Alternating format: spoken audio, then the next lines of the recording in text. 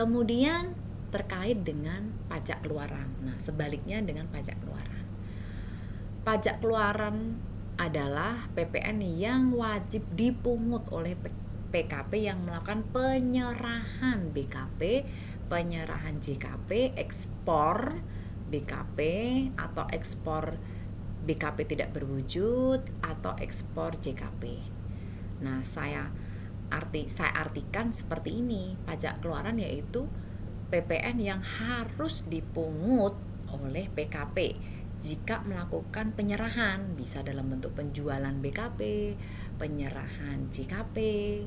Nah, ini pembedaannya. Jadi yang paling penting di sini Anda wajib bisa mengidentifikasi kegiatan ekonomi dalam suatu perusahaan yang sudah dikukuhkan menjadi PKP, mana yang termasuk kena PM atau pajak masukan, mana yang kena PK atau pajak keluaran.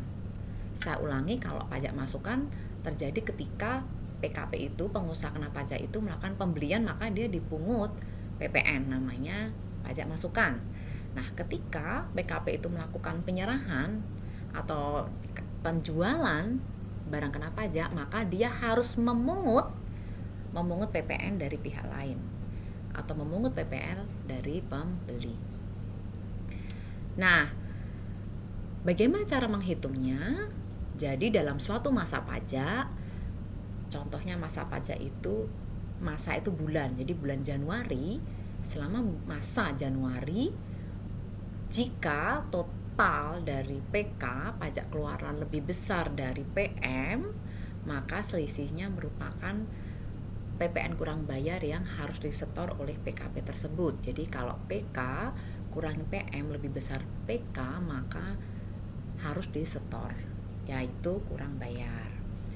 Kebalikannya, dalam suatu masa pajak, jika PM yang dikreditkan itu lebih besar dari PK, maka kelebihan itu bisa dikompensasikan ke masa pajak berikutnya atau dapat mengajukan permohonan pengembalian atau restitusi pada akhir tahun buku.